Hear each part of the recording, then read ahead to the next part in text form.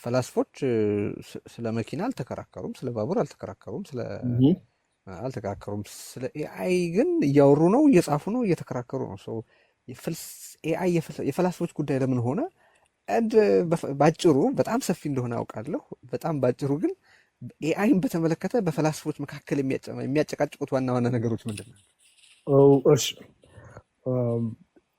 በ- ለምን አጨቃጫቂ ሆነ? ልክ ነው።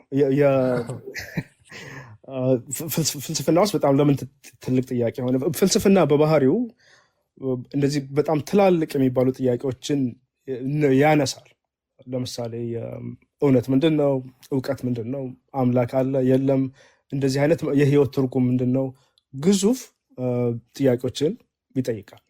ኤአይ ሲመጣ እንደዚህ አይነት ጥያቄዎችን ግልብጥብጣቸውን ነው ያወጣው። ለምሳሌ አንዱ ምንድን ነው? ቅድም ጠቆም ለማድረግ ሞክሬያለሁ።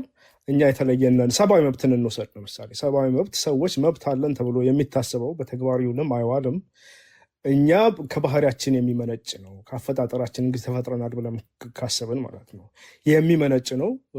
ግብረገባዊ ባህሪ አለን፣ የማመዛዘን ችሎታ አለን፣ ፍላጎቶች፣ አቅሞች አሉን፣ ልዩ ነን ብለን እናምናለን። ይታመናል። እንግዲህ እኔ ልዩ ነን ብዬ ለማመን ያስቸግረኛል፣ ግን እንደዛ አይነት አስተሳሰቡ እንደዛ ነው። እንደዛ በመሆኑ ምክንያት መብት ያስፈልገናል። ከነዚህ ተፈጥሯችን ባህሪዎቻችን የሚመነጭ መብት እንጠይቃለን። ክብር ያስፈልገናል። እነዚህን ነገሮች ኤአይ ይዟቸው ሊመጣ ይችላል። ጥያቄው አፍጥጦ የመጣው ለዚህ ነው። አሁን ወደፊትም ጥያቄው የሚሆነው ምንድን ነው?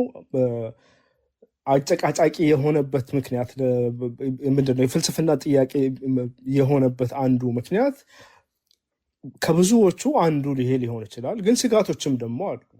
ኤአይ መጨረሻው ምንድን ነው እንደሚባለው አሁን ስጋቱ ካለ ለምሳሌ የሰው ልጆችን መቆጣጠር እና ሊያጠፋም ይችላል የህልውና ስጋት ነው ብለው ብዙ ሰዎች ያምናሉ።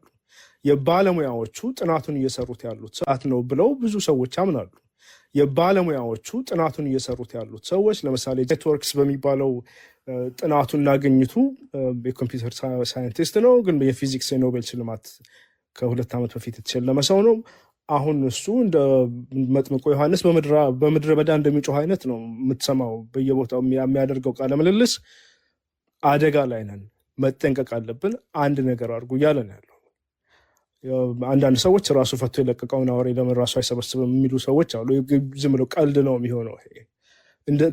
ከዛ ጋር የተያያዘ ነገርም አይደለም፣ ከአቅም በላይ ሊሆን ይችላል።